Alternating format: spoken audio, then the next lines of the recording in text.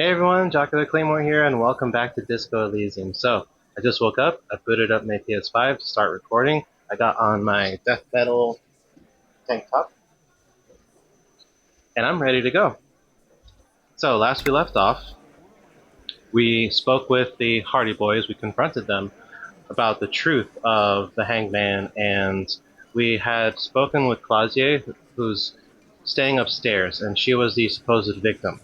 And she confessed that she was pressured into saying that stuff. She wasn't really uh, attacked or assaulted by the hanged man.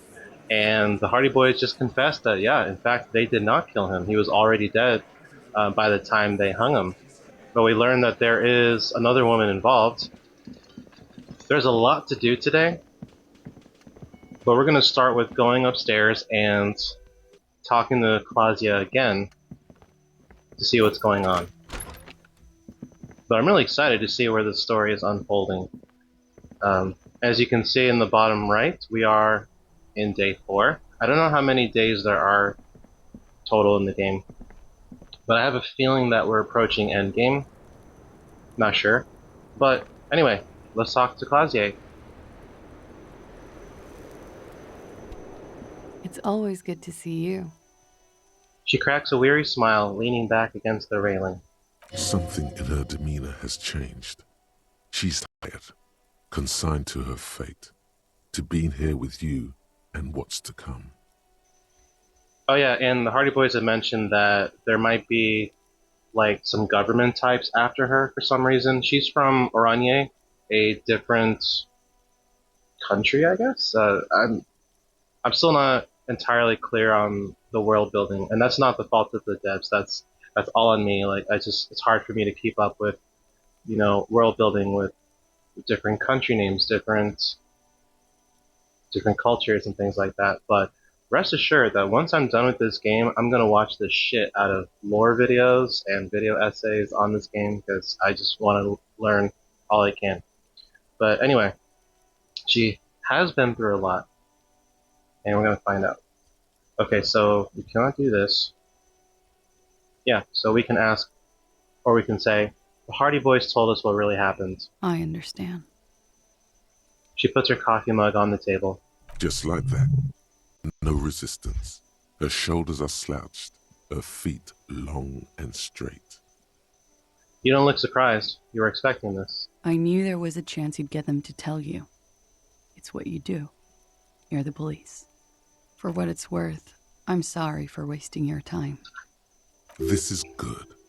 Clear the air first, between you two, then move on to questions. Is it? Something is off here.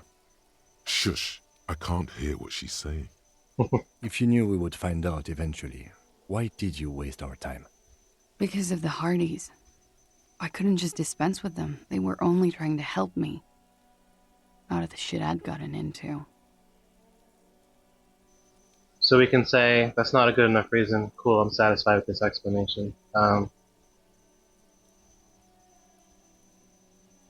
don't know.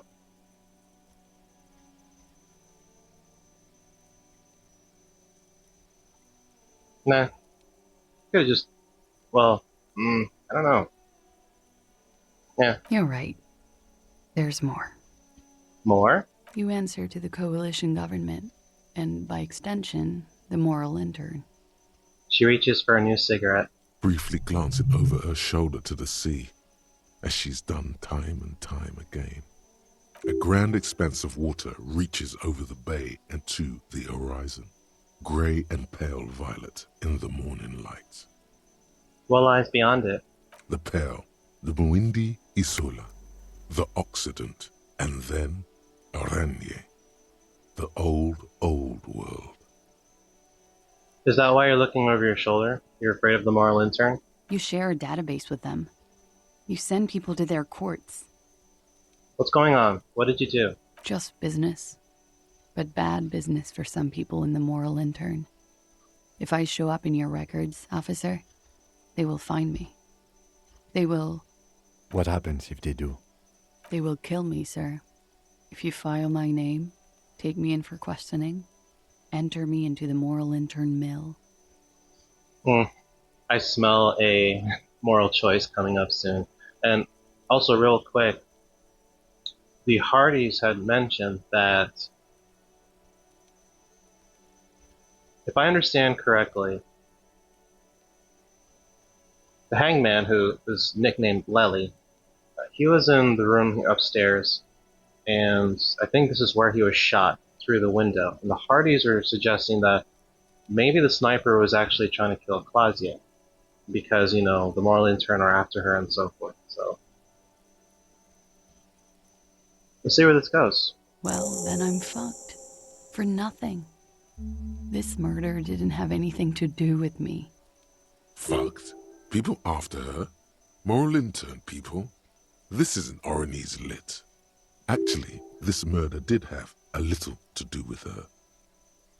You said you studied Orionese lit. What is with this fugitive stuff? What did you do to have these people after you? What happened here the night he died? Why did you call the cops if you're hiding?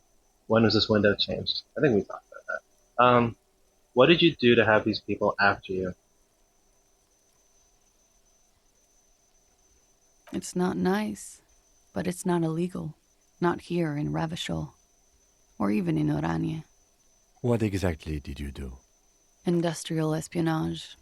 I joined a business collective with the intention of betraying them. I did my job well enough to be asked to do it again. Interesting. With a bigger company. The kind you really, really don't fuck with. I took their ledgers, 2 decades worth of accounting. I need the names of the companies involved and who hired you. The job was Lou's doing County Savings Bank. They sound small, but they're part of the Lou Scott conglomerate. That was the second job. The first was some printer company. You wouldn't know them. As to who hired me for the job, I don't know. But they're after me too, along with Lou Scott and their friends in the MI. Once you're done in the competitive intelligence circuit, you don't have allies. You're radioactive. Lowe's cap. These people engineer financial disasters in second world countries. The conglomerate also includes the Bank of Consecration, Airberg, and the popular Papalolo line of dairy products. Papalolo, I'm sure there are people who have done much worse than that. You're right, this is bad, you destroy people. It's a lot of shit you got yourself into. It is. Many people lost their jobs. Not just C-suite. Ordinary people. What I did to get to accounting, She shakes her head at the thought. a lot of people got hurt. But that's just more of my shit you shouldn't have to deal with. You're solving a murder. What happened here the night he died? We were there. Together. In bed, I mean. Tell me exactly what happened. Okay. He was in a kneeling position. He had just entered me. I was on my back, looking at him. I heard the window behind me shatter, and I turned to look. There was a hole in the glass. I turned back to him. His eyes were looking through me, and his mouth was open, dumb. I could see. I could. A great pain moves through her, a dark and indefinite wave. She continues in spite of it. I knew he was dead. Before he fell down on top of me. Then what happened? He was heavy. I pushed him off and he fell to the floor. There. He only had his boots on.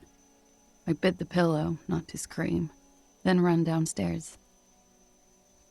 There's a long pause. She just stands there, her arms at her sides.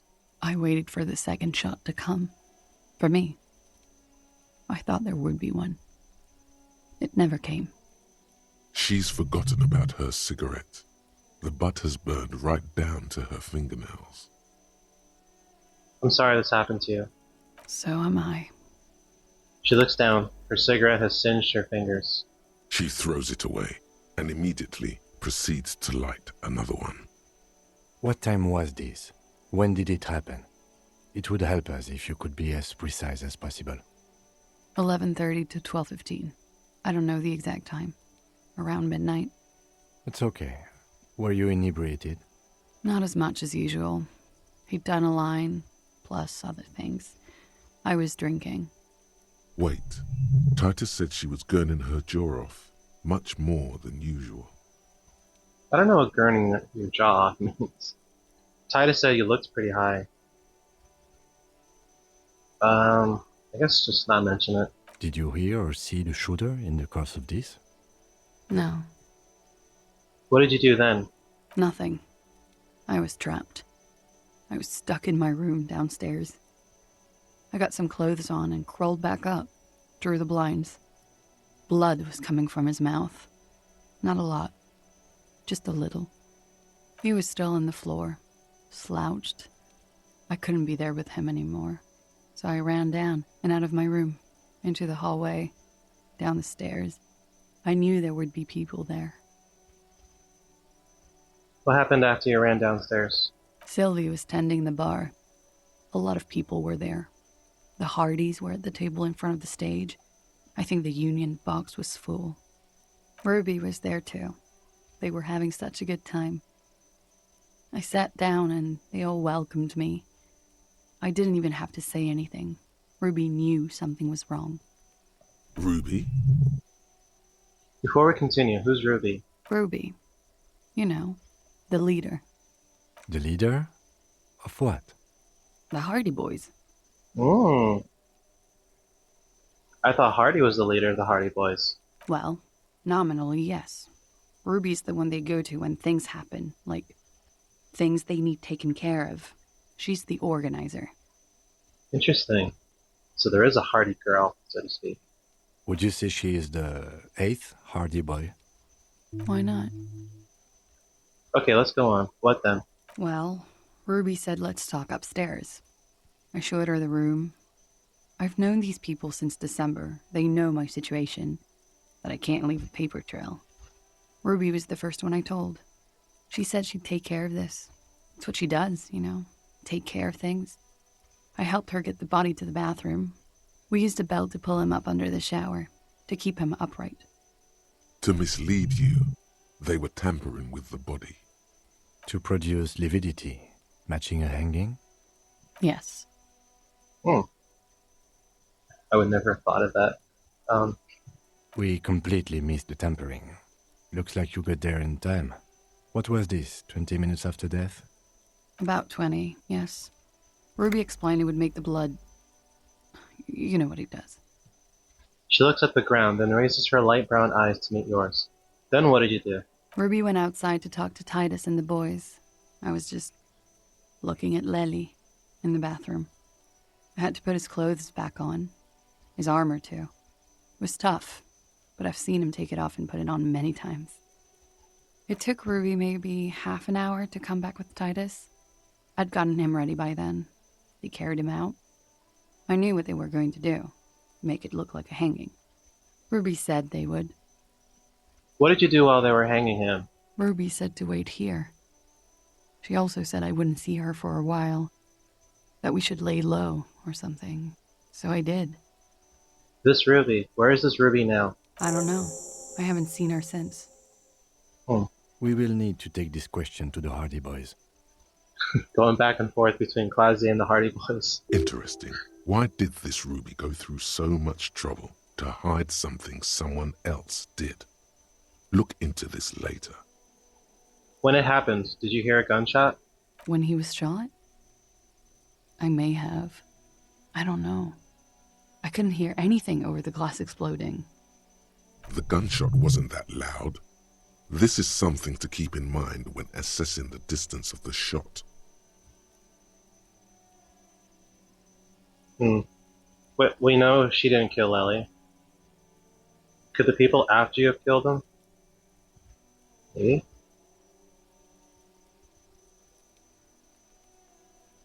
I don't know. I do want to exhaust dialogue in case we get anything important. That's the first thing that went through my head when I heard the glass break. And? I thought they'd found me. They've killed him to punish me. All last week, I've tried not to talk to anyone or be seen with anyone so they wouldn't be hurt. I've come to understand, however, this is paranoia. What happened didn't have anything to do with me. Either way, something to consider. We can't go after loose cap. Not yet. There are other, saner leads. I don't ask you to, Lieutenant. But there's one thing I know, is that you'll get nothing from there. Why did you call the cops if you're hiding? Because I'm an idiot. Which is an indicator of truth. Idiot. She's nothing of the sort. So you would have us believe, but you're not. I don't think so. Why'd you do it? I'm not going to disagree with you. I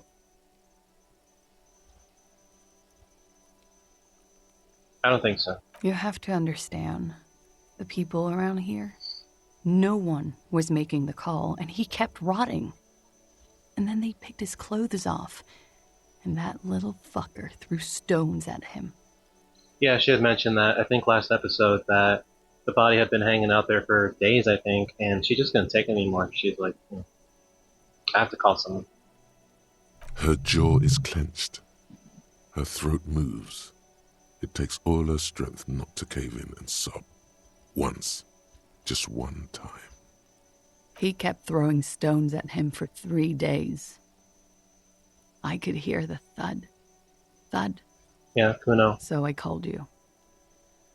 I hope with all my heart it's not the last thing I do in Ravishol. She definitely called the cops. That was task complete. It could not have been a lie. That is impossible. When was the window changed? Last week, Angus and Titus's brother, I think he's called Tibbs, took care of it. You should have another look at that window after this. Reconstruct the scene. It's right there. In her bedroom, inside? Yes, you see the glass sparkling out of the corner of your eye. You said you studied Oranese Lit. What is this fugitive stuff? I did. I also had a side job selling insurance that I was really good at. Got picked up by a bank. Competitive intelligence, they called it. After that, I sort of, transitioned out of the whole culture scene. Okay. She nods, silently. She doesn't even smoke. Just picks up the cold coffee and holds it in her hands. The lieutenant glances at you, then at the door. He's thinking, are we done here?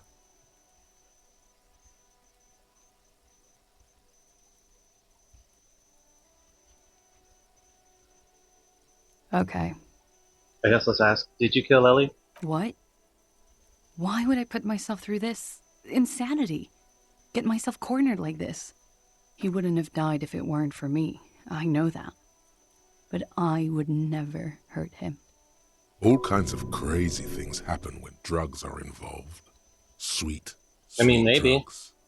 Maybe it happens. He was a serviceman. He must have had a gun. Somewhere, lying around, close to her hand. Downstairs, people have this crazy idea that you killed him. It's okay if you did it in self-defense. Drugs were an integral part of your relationship. Perhaps they contributed to it. You must have had a weapon nearby. Did you use that? Okay, so it looks like we do have to pursue this line of questioning.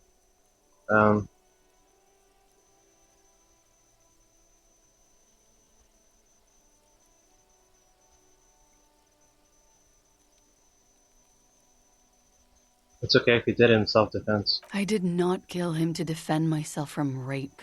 I told you before. That wasn't what happened. True, sire. 'Tis true. Drugs were an integral part of your relationship. Perhaps they contributed to its end. What does that mean? Do drugs make you aggressive? No. People don't take drugs to kill each other. They take them to feel okay with each other. I thought you Ravishol people would be more enlightened on this. I'm sorry, officer. I'm under some stress here. You must have had a weapon nearby. Did you use that? No. I specifically asked him not to carry firearms when he was with me. He only had his stupid armor. I'm sad to hear that. They must have said it in some fit of frustration or under pressure. They couldn't have meant it. I've talked to them after it happened. No one has implicated me. Like what? Is that it? She nods, silently. Then picks up the cold coffee and holds it in her hands. I guess. I noticed your room is close to mine. I have a personal question. Yes, you're just one room away. Very personal. Good, yes. This means she could have heard something, like what you were doing before you blacked out.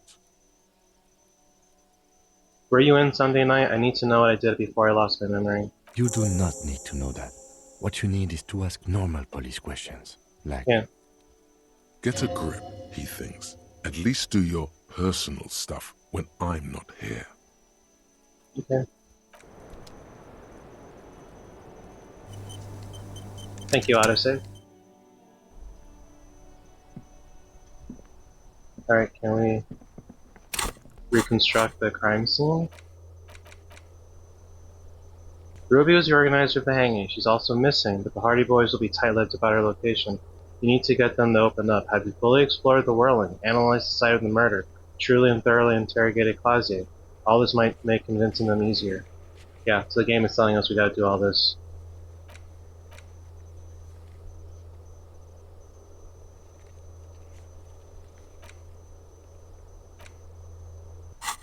Alright, I think the next thing we can do is we can examine the body one more time.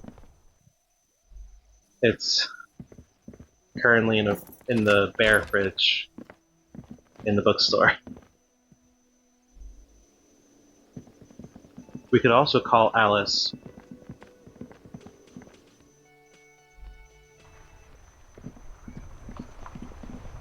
It's right here.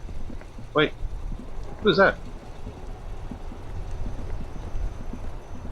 That's one brutal motor carriage. Okay, that's quite a name. If I were a real skull now, I'd jack it, paint it in palm tree livery, then bottom light it, neon style. His companion wears a simple yet elegant slogan, "Fuck the world." A snazzy shit-ripped skullmobile like this would make a fine trophy. We could, like, hang fucking shrunken heads from the side mirrors. Cops' heads. Scary tribal shit. We'll call this one Piss Fart. Yeah, tribal shit. A cop carriage like this would have proper skull value. Skull value? Like Cindy the Skull? She's an NPC we met way back. I wonder if they're related. While I appreciate the interest you take in my brutal motor carriage, I have to stop you right there. The RCM takes threats directed at its property seriously.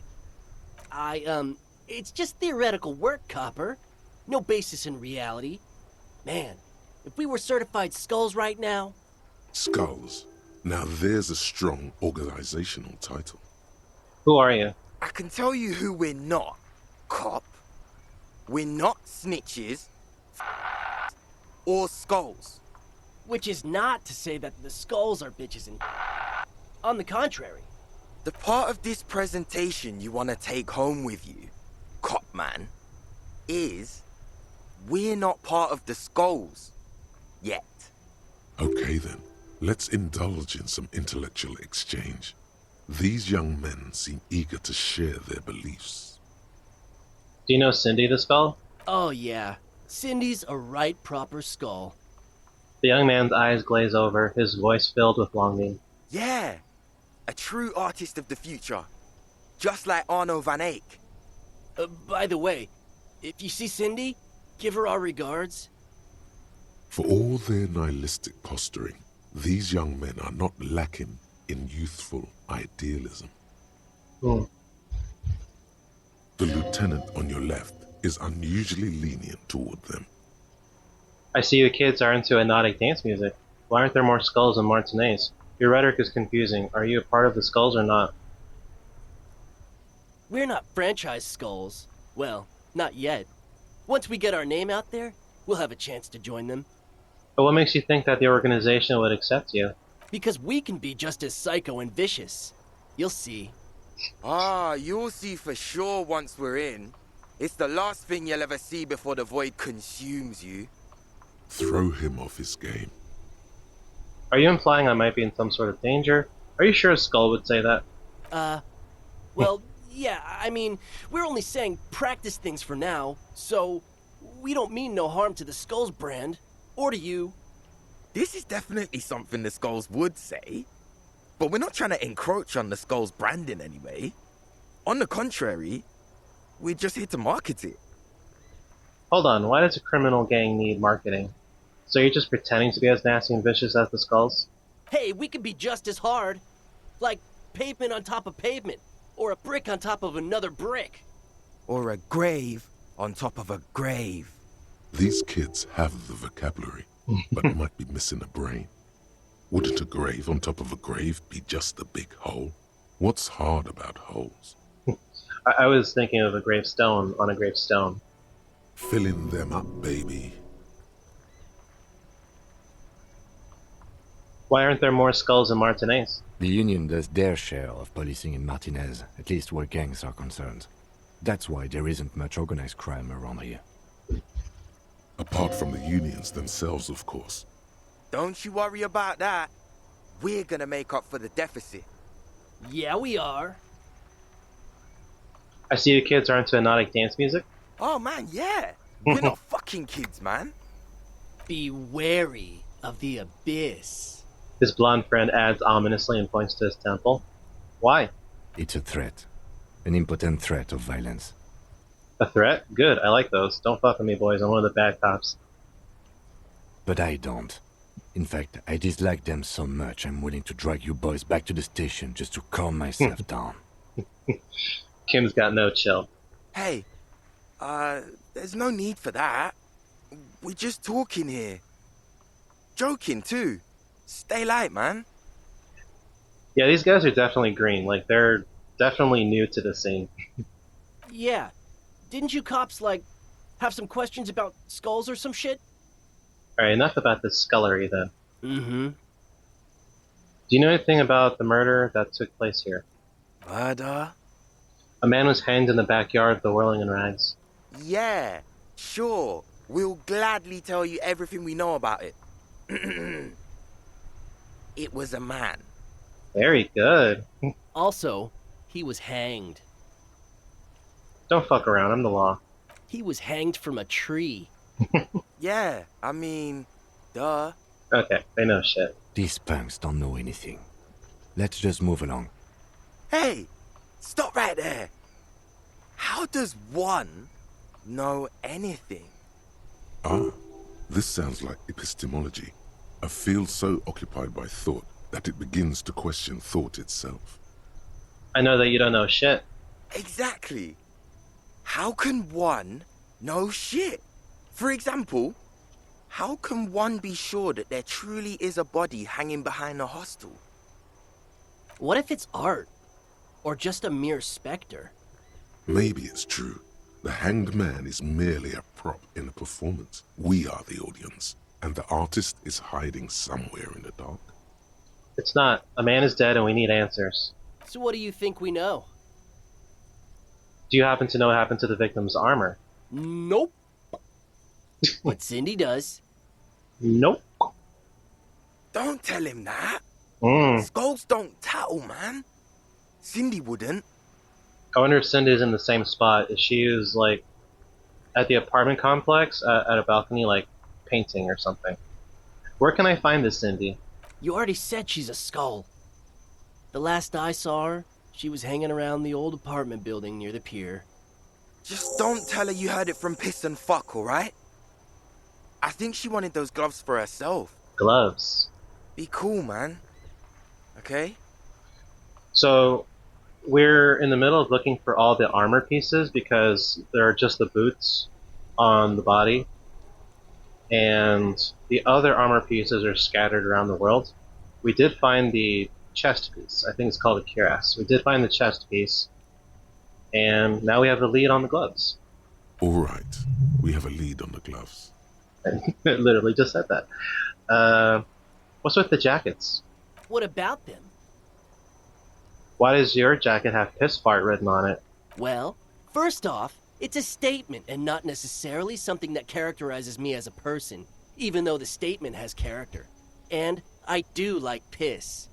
The word piss epitomizes the struggle taking place in the world. Things being defined as they seem, not as they are. And, I guess, it's also about communal spirit the future, and truly appreciating our differences. Also, you've got to admit, it catches the eye. And since the Grand Piper is slowly but steadily moving towards basing the economy on it, attention, it is imperative that the medium itself convey the message. What? What I mean by this is, we are all pissed, and that the world is inherently meaningless. Though he seemed lacking in vocabulary, it seems that the young man has expertise in at least one field, even if it's rather narrow. Why do you have "fuck the world" written on your jacket? Like I said before, many men keep searching for the one, for so-called true love, which is actually just obsession masquerading as kinship. The thrill of the chase, the hollowness that fills your chest cavity after catching it. I'm wondering if the poetics come with the jacket, or are they derived from something else entirely? To catch a fish, you'll need to hurl the lure many times, and even then it isn't certain that you'll get anything. If you blow up the lake, though, That is a terrible metaphor. you get more fish in a shorter time. And, for time is of the essence and fleeting ever so quickly, one must think of a way to fuck the whole world and not get caught up in fucking someone. I wanna say I get where they're coming from, but I really don't. And it's just gibberish to me. Because when one fucks everything, he fucks nothing. And that, to me, feels glorious. Sticking your dick into the void. Hate to admit it, but in a weird way, he's got a point. If you say so. Is it a coincidence that here we have two badass jackets and two badass cops? Hey Kim, Yes? do you think it's a coincidence? What is? There are two of us in two of these jackets. What are you implying? Which one would you wear? I'm not sure I understand you, detective. Nothing. You wanted to know which jacket I'd wear, right? Neither. I'd wear neither. Come on, Kim, it's just a mental exercise. Fine, if only to end this discussion. Theoretically, if I were a juvenile delinquent, if I were to already be down that path, I think peace is the stronger of the two statements. No way, if anything, I'm the piss fart in this scenario. That works, I feel more like a fuck the world kind of guy. Seems about right, especially considering your heroic exit attempts. That's an origin story for a dynamic duo right there. So are we done here? Or... No. You don't need us around for your secret whisper party, do you? Who are the skulls? You don't know? What kind of cop are you? It's not a question. Don't get into it.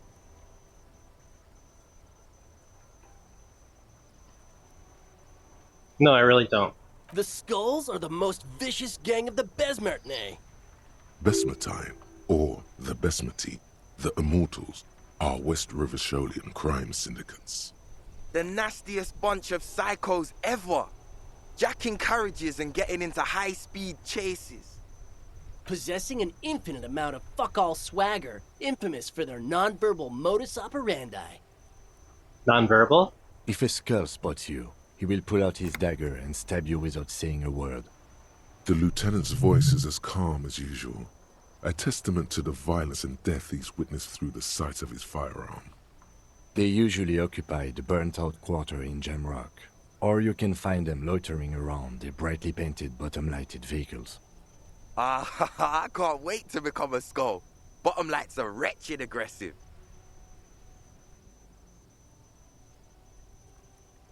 Okay. Let's call Alice. Inside, you see a set of steering levers, a radio microphone. This is Precinct 57. How may I assist you? Let's find out about the owner. The lieutenant leans in to listen, notebook in hand.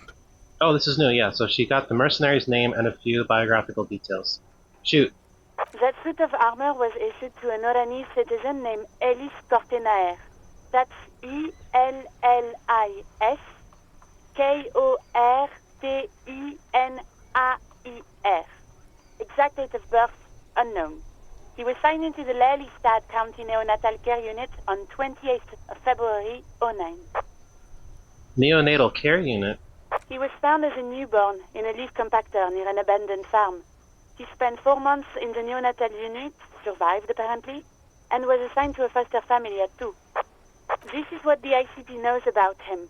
He was raised by foster parents, entered the Eastbrand Military Academy in Vredefort at 17, then served in the Oranese forces till he was honorably discharged in 41, just a year before the Seminole conflict. Then the armor followed him to Seminine, or at least I assume it did. And that's it. There are no records of his employment in Crenel, or any of its other incarnations, or him even entering Revachol. Any information on his foster parents? None, officer. Sorry. So all we have to connect him to Cornell is the armor. Even that is a small miracle. These organizations usually double-check their inventory. Thank you, Alice. Great work. No problem, Lieutenant. Okay. A name. This is very good. Elise Cortenard. Ellis, got it. Sometimes police work is about human dignity, about giving back names to anonymous victims. I'm glad the inquiry was helpful to your investigation, officer. All right. 57th. In the cabin, you see a set. Okay. Next, we can investigate Ellis's body. The bear's eyes are still glowing red. It's guarding over the freezing corpse hidden inside its belly. Yep. So, 97% chance to search the body one more time. We had refrigerated it, Titus mentioned a wound, and we know there's a bullet in there. Man, plus 14. It's wild. We have not established probable cause yet, but let's do it. Your arms reach out and your eyes close, as if by their own volition. It's dark all around. You feel cold, slippery flesh, first with your fingertips, then under the palm of your hand. Here we go.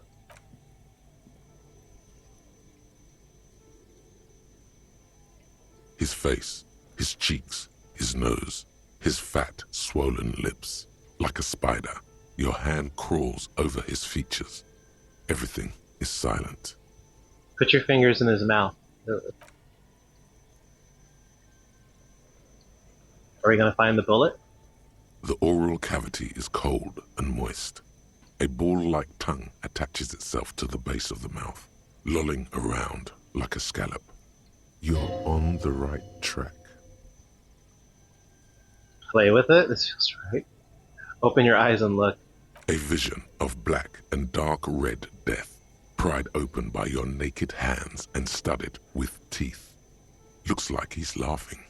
Death fumes rising from the throat, and there, in the back of his mouth, above the bell of the uvula, right in the soft palate, you see a hole, barely visible to the human eye. It is swollen shut, almost vanished. No larger than 0.4 centimeters in radius, the edges appear darkened. An abrasion collar. This is what we're after. Abrasion collar. Abrasion collar. I don't know what that is. Okay. Touch it with your finger gently. A black trickle of liquid runs into his throat from the wound. Put your finger in. Your index fits right in there. A tight tunnel of flesh opens up. Tissue damage. Wide enough for 2 fingers. As you push both in, you reach through his mouth, right into his brainstem. Brainstem? Yes, that's what this part is called. Feel around first. The basal ganglia feels clumpy. The bullet has torn apart his reptilian complex. This man will never sleep again. Never wake. Push deeper. Your fingers slide into the remains of his limbic system. There is no resistance. It's gelatinous. The slug-like structures are damaged too. The tearing extends deep into both hemispheres. This is what he used to regulate his emotions with. The cavity is here, cut right between the hemispheres. The lieutenant answers with the sound of his pen on paper. Push deeper. Your fingers are all the way in now. reaching toward the inside of his skull. The cavity goes further, but the entry wound isn't wide enough for the rest of your hand to follow. Wriggle in. Your fingers reach toward his skull. His cerebral cortex feels like jelly. Cold jelly. Strange fluid streams down your wrist as you push deeper until you feel it on the tip of your finger. Sharp, serrated material. The edges cut right into your skin. This must be the bullet. The pain is barely noticeable under the adrenaline rush.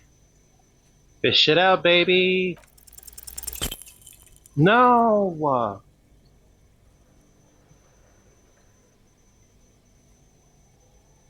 You push your hand further in. The bullet keeps rolling between your fingers as you beckon it to come out. Fucking shit. Out comes his small folding knife. The lieutenant moves its blade across the man's skull, searching for the exit wound. Kim is such a badass. There. Withdraw your hand 4 centimeters, please. With a crack, he punches the knife in the skull. Then, one more time, and one more, until the bone comes loose, like eggshell.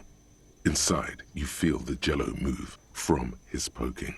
The bullet is still under your finger. Can you push it out? Push. A fractured piece of lead, like a flower, blossoms from the man's head, followed by your finger. A bullet. Unknown caliber. Rifled. You may remove your hand from the victim's head now, officer. Well done. Here is your prize.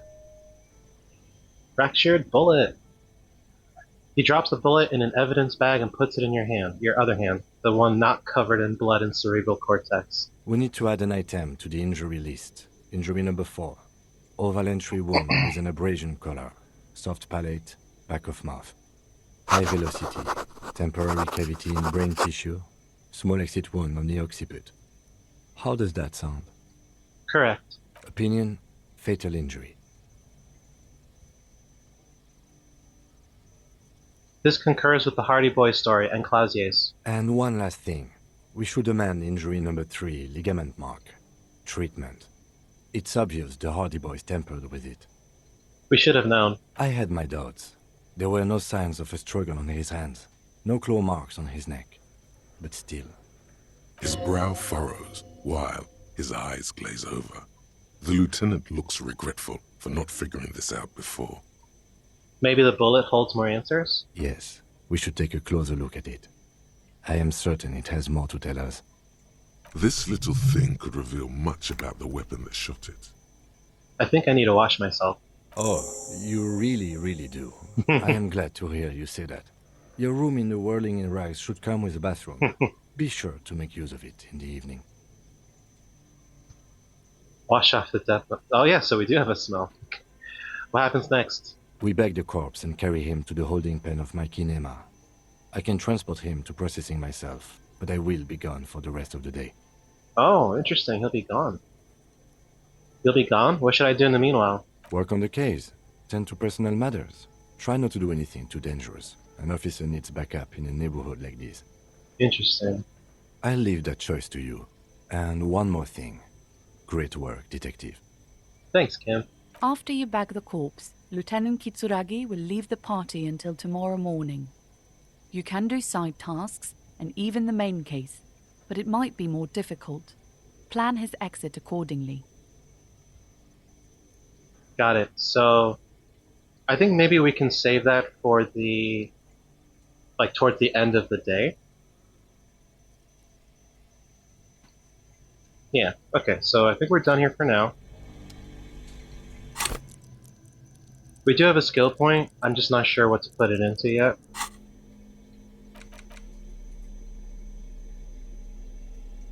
We have the bullet now. The bullet is safely sealed away in a plastic bag bearing the RCM stamp. Kim has filled out the label on the bag with the item number, case number, and date and location the bullet was found. Beside his orderly handwriting, the bullet looks especially sad, like a tiny, shriveled head of cauliflower. What do I do with you, bullet? What? I said, what do I do with you, Bullet? Well, if I was the bullet, which I'm not, I would say find the weapon that shot me. Good idea.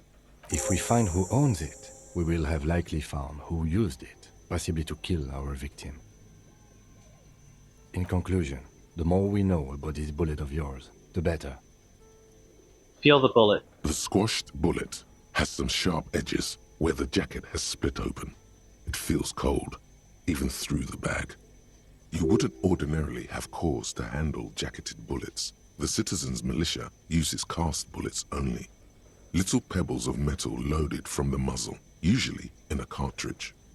Inspect it closer. The jacket of the bullet is made of a yellowish metal. It has blossomed out to reveal a dark grey core.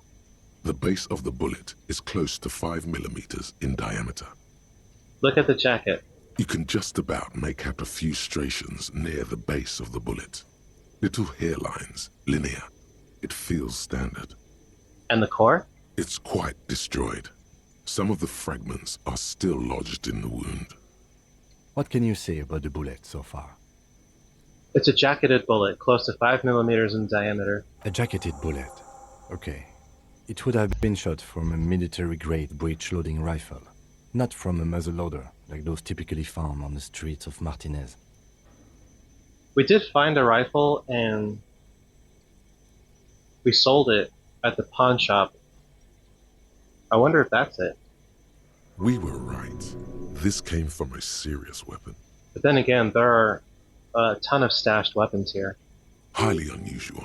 The people of Revachol haven't carried breech-loading weapons like this for nearly half a century. Even the RCM uses ordinary unjacketed conical bullets. This is strange. Very strange. I like this, officer. Strange means unique. Unique means incriminating. We need to find the gun that shot it. Something tells you that won't be any time soon. This'll have to be one of those epic tasks that's open for a while. Okay, we can retry this one. A rifle, Revolutionary period. Your bullet looks to be an old 4.46 millimeter from the surplus left over from the turn of the century. Probably an antique or a retrofitted antique. Make? The 4.46 caliber was widely used with the Belmargrave rifle, a Revacholian manufacturer. The BM dominated the battlefields of the Insulindian theater of the anti-centennial revolution 50 years ago. Is anyone still making these rifles? No, but Zeliger, a major firearm manufacturer, ended up with a surplus after the war. So there are still a lot of these old military rifles floating around, usually broken. The quality was appalling. Who uses Belmargrave rifles these days? Antiques enthusiasts, guerrilla fighters in distant countries, a few lucky jamrock bangers. You're looking for a well-preserved antique, most likely. What are you thinking? Bullet? I think I know where this came from. Okay. And? The shot probably came from a Belmargrave rifle. An antique. That makes sense. There can't be many breech-loading rifles floating around in Martinez, or anywhere in Ravachol, really. That's probably a good thing. I have to hand it to the monarchs. It's quite admirable that they took the advice of criminologists last century and banned the use of breech loaders in peacetime. Some new RCM recruits get impatient with their muzzle loaders once they've trained with military-grade weapons, but they realize it's worth it in the end. Prohibiting peacetime law enforcement to front-loaded rifles is a policy enforced by the Moralist International in all the nations of the Rial Belt. Worth what? Getting shot? Imagine if everyone, cops, citizens, had access to firearms that could shoot multiple rounds without pausing to reload. After the first shot, the second, third, and so on come much easier. But back to the investigation.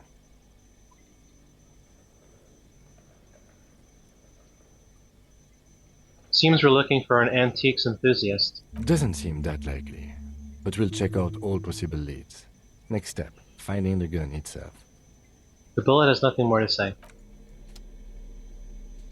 I hope it's not that rifle that we sold, because I don't even know if we can get it back. We have We have 2 skill points now.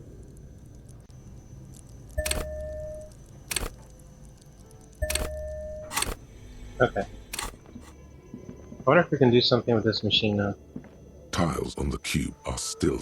Nothing happened. Something's missing. There's no like a Right. smooth draw. The speaker. Good morning. Please repeat. Is this the good? Good. Really? She just used the same password? Yeah, we got this password a few episodes ago. There's another machine like this in the church. Fortress accident. Is there anything else I can do for you today? Thank you. Tiles on the cube are with a quiet determination. And now we the can printer print. starts printing. A piece of paper unfolding like a handheld fan. A black crisscross of letters covers its surface. It's a project report written by the lead producer, Andrew Andy Schott, about Whirl Untethered, a radio game developed by Studio Fortress Accident. The first few pages give an overview of the capital and workforce, while the rest of it seems to be a production schedule. Read about the workforce. Fortress Accident employed 18 people, the bulk of the team composed of writers and concept artists. There were also radio programmers, sound engineers, a CEO, 2 marketing experts, and a single overburdened producer who developed a habit of popping Pyrrolidon in the basement to escape his obligations. But on the other hand, their obligations were piling up at an inhumane rate, a rate that could only be amended by Pyrrolidon. Why did Fortress Accident have so many concept artists? Wait, why did a radio game need so many artists? It didn't. It didn't need so many concept artists? No, definitely not. A few more producers could have come in handy though, especially when dealing with writers, some of whom routinely skip to work because of mental health issues and extremely unprofessional sleep schedules. Been there. One of them even managed to steal some valuable company property before skipping town for good. Okay, read about Capital. In its short time of existence, Fortress Accident SCA managed to burn through truly insane amounts of money. The first tranche of seed financing brought in 150,000 Ria, but then came the delays. Eventually, the damage reached 400,000 Ria, with only half of the game finished. 400,000 Ria? These guys knew how to party. Gosh, where did they get all this money? Let's just say it was a real adventure for their Igaunian investor. Skim through the schedule. The production schedule depicts their glorious descent into bankruptcy. Because of the concept artists? Not the concept artists. It wasn't even the writers. With their panic attacks and 3-hour lunches, it was impossible not to fail. The project was too large, and no amount of money could satiate the ever-expanding ambitions of the development team. They tried to make a 4 million Rial game with 400,000 in their bank account. They thought they could bridge the gap with pure willpower and imagination. They couldn't. Oh, so they were done in by their own ambition. No. Even then, success remained within an ever-narrowing margin of possibility that, despite everything, never entirely disappeared. That is, until they discovered the Valley of the Heads. The what? At the 11th hour, the lead designer, Jimsk-born Sulisław Jalisa, decided that what Whirl Untethered needed was a secret mystical location at the extreme edge of the map. This place was to be the Valley of the Heads, where the heads of all the headless constructs could be found. The player would have been able to choose a head for their headless party member, and each head would have been voiced on air by a professional actor. That's cool, yo.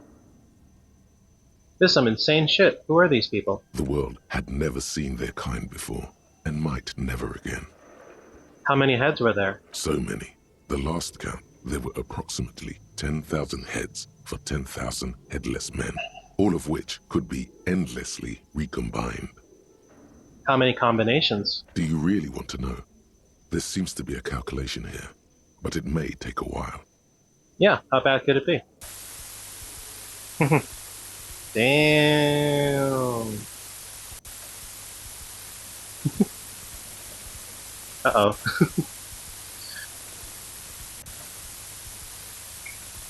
The lieutenant taps his foot impatiently, his arms folded tight against his chest. My bad, Kim. He's dying for a cigarette. Come to think of it, you are too. What have I done?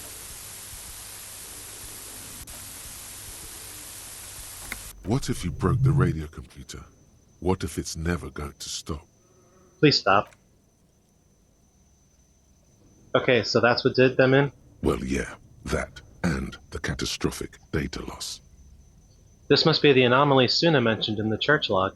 On the nature of the data loss, there's ominously little information in the production log. It comes at the very end where things get fuzzy and dark, where tables and numbers seem to vanish into an eerie nothingness, before the Igaunian investors pulled the plug.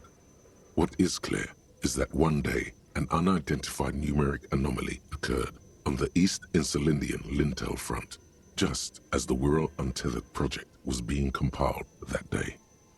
And the anomaly caused all the data to get lost in the air? When the project was returned, it was completely blank. The team spent weeks on the phone with Lintel, the service provider, but despite their diagnostics, they could never produce a satisfactory explanation or pay for the loss. Wasn't there a copy of the game, a backup? Mysteriously enough, it seems that the off-site copy happened to be on-site when the catastrophic data loss occurred. It was the lead programmer's responsibility to oversee weekly maintenance of the off-site copy and, well, keep it off-site. An explanatory note from the lead programmer has been attached. What does it say? S. Luukinen Kilda, the lead programmer of Fortress Accident. The off-site copy was on-site because there was no off-site anymore. Not for me, not after 8 months of crunch. I didn't have a home anymore, so I started keeping it in the basement in the ice bear refrigerator near where I went to sleep. It was perfectly safe there. The temperature conditions were optimal. Wait, what did you put in the fridge? The offsite copy. Oh. Is there anything else from this lead programmer? The production schedule ends with a few random notes that seem to be added sometime later. Read the notes. 4 months later, by an unknown author. I am the only one left, and it's gotten rather damp here. A few other businesses have gone under, too. Slipstream switched to making skis, and the hairdressers just left, cursing Martinez. They're right, though. Something's seriously wrong with this place. Martinez, all of it. Still haven't got an answer from Lintel about what happened. All I could get were the physical coordinates of the error on the East Insulindian front on that day. Since the computation happened on air, I reckoned it had to coincide with an actually existing location. I have compared the coordinates to a map of Revachol West. Turns out it's only 800 meters from here. The address is Saint-Brun 1147. I am going there to look this thing in the eye. Saint-Brun 1147? That's what the street sign next to the church said.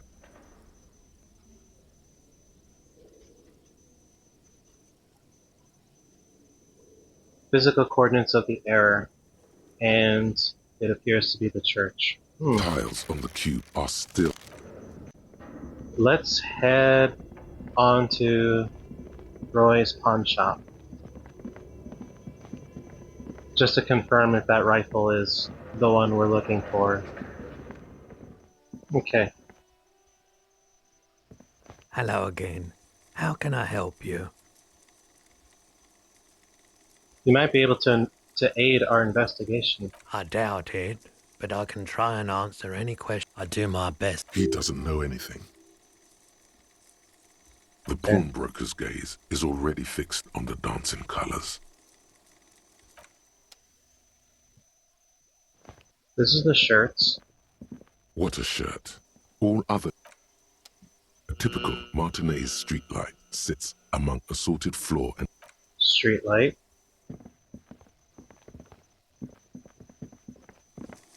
You see rows of toy soldiers guard. Soldiers. That's where we got the All the boombox. old boomboxes are there. I guess not. I remember we did talk to Renee about the rifle. Maybe he would know.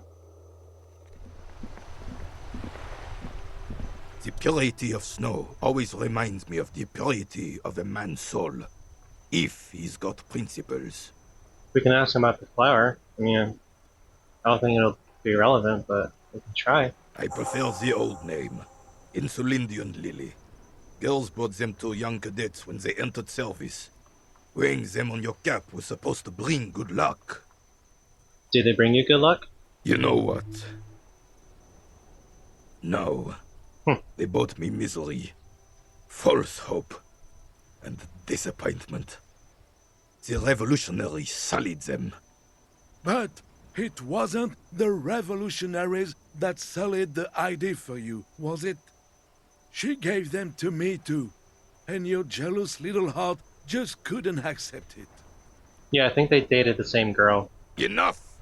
I can go over these matters in detail with you, Gaston, but not while we have company. So, officers. Maybells don't blossom yet, do they? Maybe on some remote parts of the city they do. But I think you have to wait for at least a month. Okay. I have another idea. I'm just full of them. A while back, when we were investigating the doomed commercial area, we found a stash of guns, which I think is where we found that rifle. Maybe we can revisit it and find something else.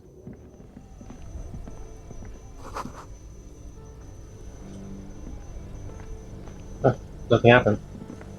Maybe it was a bug. Oh. Nice. 2 cables are plugged into the breaker box. The red one leads to the ice bear fridge, and the black one to the ice cream maker nearby. Let's not mess with this yet. Maybe something for later. Tank top. A mesh one. This one drama clinically insane. We could have worn that for karaoke too. Intercom wires running into the breaker box. And here's an area we didn't go to. Oh. Got it. I didn't know that. And then a cellar window, people's feet shuffling by on the street. I got some money. Cool. Alright. The stash of guns is in here. Yeah. A few bricks have fallen off, revealing a compartment behind the wall. It means there are He likes this find. Yeah, we did this already. Seems like an old bunker. Okay, I think that's where we found that rifle. But there's nothing new there, so okay. Alright, I guess we can go talk to Cindy the Skull. It is a side mission technically, but it's fine. Another thing we could do is go back to our Bart and see if he has anything new to say about Marianne the Plant, also known as the pigs. There. Do you smell that?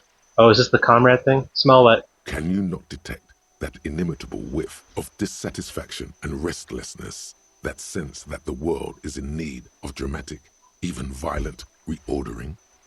Are you saying there's a communist nearby? Without a doubt.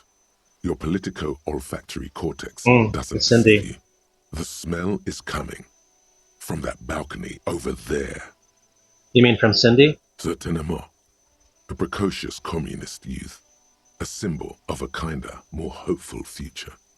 Now's your chance to establish contact with your revolutionary brothers and sisters. A chance to establish contact with the future. What a beautiful, terrible thought. I don't think Kim will like that. Maybe it's something to do while he's not. Okay. think it's, yeah, here.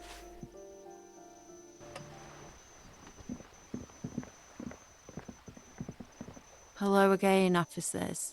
Have you come to admire my mural? Is that bed in the coal room yours? Ooh. Not only have you found my address, you've discovered my biggest secret. I'm a coal miner. She does have eyes that seem to be smeared with coal. Really? You're a miner? Yes. I keep hoping a shaft will collapse on me, but somehow it never happens. Don't you have a real home? Does anyone in a city like this? Yeah. It's not the nicest place, but I guess it'll have to do. It doesn't have to do anything at all. Nothing does. Like me. Right now, I'm doing nothing at all. The inspiration will come to her once hell is set loose on the streets. It's too calm right now. Shoot, Piggy. It's what you do, isn't it? Piss fart and fuck the world send their best. I don't believe it. I've never known those boys to have manners. The bemusement in her voice doesn't fully mask genuine tenderness. They seem to hold you in high esteem. They'll never be skulls, but their hearts are in the right place. Got it. Thank you for passing on the message. Now run along, Piggy. Do you have any idea what happened to the hangman's armor? What do I care about some fucking tin eggshells? Wait, don't you want to know how I knew to ask you? Isn't armor art for the body? Come on, Cindy, just saw me out here. Not particularly. I want to keep this as brief as possible, you see. I want to return to painting the world red. Piss and fuck told me. Fine. I don't care about those wannabe skulls, and I don't care about your armor. So he gave it to us? The wannabe skulls are dear to her, the armor less so. She doesn't want to sound surprised at anything you say. Isn't armor art for the body? Oh, all right, Piggy. I'll give you this one. I saw a little girl in the fishing village running around with military-grade handwear. Looked cute as hell. Could that girl have been little Lily? It's not a bad place to start. I know a little girl in the village, Little Lily. Could have been her. Small kid with giant white armored hands. If you've seen one of them, you've seen them all. There weren't any other small girls in the village. Hey sister, let's talk politics for a minute. And what do you know about politics? I'm looking for comrades to help me fire up the great Mazovian sausage grinder. Will you help me? My nose told me that you're also a communist. We should team up, join forces. I'm searching for a bunch of mole people. Well, well. Sounds like quite the snout you've got there. Your olfactory department wants you to know that it accepts no responsibility for wherever this line of interrogation leads you. Sure. I know someone who'd love to talk that ideological stuff. You're looking for Steban. Who's Steban? A right communist who runs a mega cool and very secret meeting. Do you know where to find him? I might. Will you tell me? No. The lieutenant let slip a sigh that seems to suggest this turn was utterly predictable. Is it money you want? Here, take some. I got plenty. I guess I should just go up and, just tell me what you want me to do. A wicked grin extends across her face. A laughing skull. Death hilarious. This is gonna be bad. Oink for me, Piggy. Just once. Come on, this is no way to treat your revolutionary brother. Wrong! This is exactly how I treat my little brother. I'm not oinking for you. Be a good pig now. No oink, no goods. Oink. Well, well. Seems like we're dealing with one tough pig. I'm impressed. Yes, somehow you managed to oink with at least a modicum of dignity. The lieutenant, needless to say, is not impressed. Sounds like you're really serious about meeting Steban. It's touching. sort of. Steban's group meets only at night in an old room in these apartments here. It just so happens you're in luck. Their weekly meeting is tonight. Poke your snout around sometime after 10 p.m. and you might just find them. Hold on, what else can you tell me about this Steban? Just that he's a real communist. Not like the play acting you've been doing. The rest, you'll have to see for yourself. Why do I feel like there's a catch? Oh, smart pig. Because there is. See, Steban's a bit on the paranoid side. He's got all these mega secret passphrases to keep out infiltrators and the like. You can't join the meeting without one. But you're not going to tell me, are you? Why would I? That would be so boring. Now, let's see if you're half as dedicated a communist as you say you are. That's enough. Off with you then. Interesting. Catch you later, Cindy. And we'll do a save here. Alright, on that note, this is a good place to stop. So thank you everybody so much for being here with me. I'm super excited to see where this goes. If you enjoyed the video, please like and subscribe. Remember to save your progress, and I will see you in the next video.